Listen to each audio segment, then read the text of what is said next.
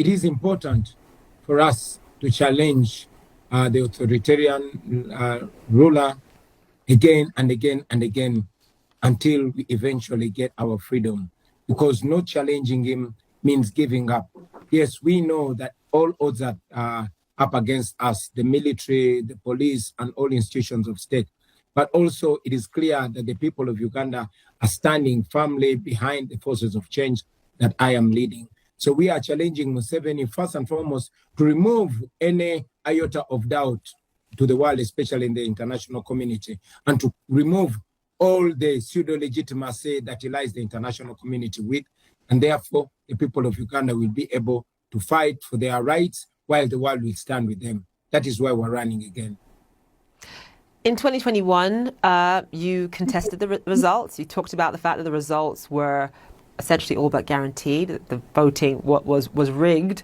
You contested the results, but obviously it didn't lead to any meaningful outcome. Talk to us about what you have learned this time around. What are some of the lessons that you learned from the last time you ran back in 2021? I remember interviewing you then. What lessons have you learned from them that you're applying now, Bobi? First and foremost, we've learned that dictators might not go with the first or second or third push, but eventually they fall if we don't give up. We have learned that we have to devise various means of communication, but most importantly, we've learned that we have to send back the responsibility to the population. In the previous election, I was under house arrest immediately after casting my ballot, which I expect the same thing now.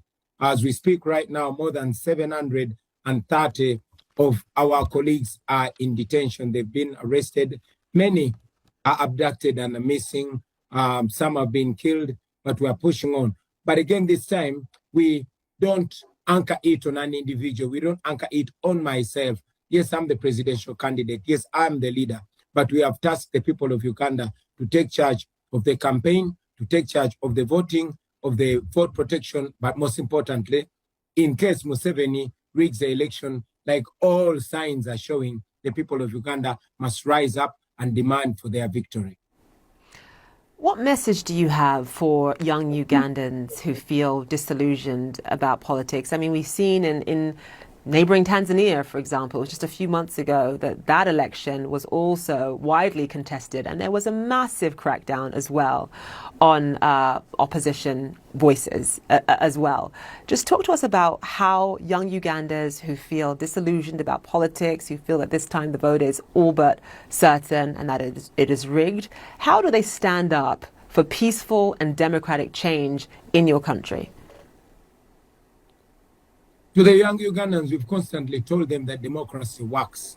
But democracy only works when people stand firm and defend it. Therefore, we would have opted for violent means, but we don't believe in violence. Violence has never gotten nations anywhere. We believe in voting firmly and outstandingly many, and then defend that election, defend that victory. We've called upon the people of Uganda to exercise their constitutional right. Our constitution, Article 29, provides that the people of Uganda can peacefully, unarmed, protest any wrongdoing. And that is what we're calling upon the people of Uganda in case General Museveni rigs the election this time. Obviously, campaigning, Bobi, is very different from governing. Just in terms of your plans, I mean, what can you share with us if you ever were to reach the top job in Uganda? What can you share about your plans in terms of tackling the economic hardship that has plagued the young people of Uganda, in terms of tackling corruption, which is obviously a massive issue as well, in terms of uniting Ugandans across ethnic lines? What would be your priority, Bobi, from day one? Thank you. The issue of leading our country is not a matter of if, it is a matter of when. Because we are confident. We've seen that all across the country. And we are sure that the people of Uganda will entrust the next generation with the leadership. Back in the day, our problems were three: ignorance, disease, and poverty. But now our problem can squarely be circled into one: corruption, massive corruption, which has been institutionalized, which has been turned into a currency and as a way of living and a way of staying in power. We want to crack down on that corruption.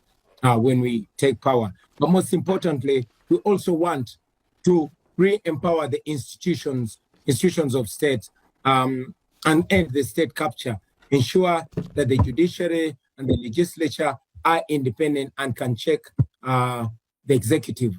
That way, we will be able to stop the one-man rule and have knowledgeable, talented, and able people to bring minds together and lead our country ahead.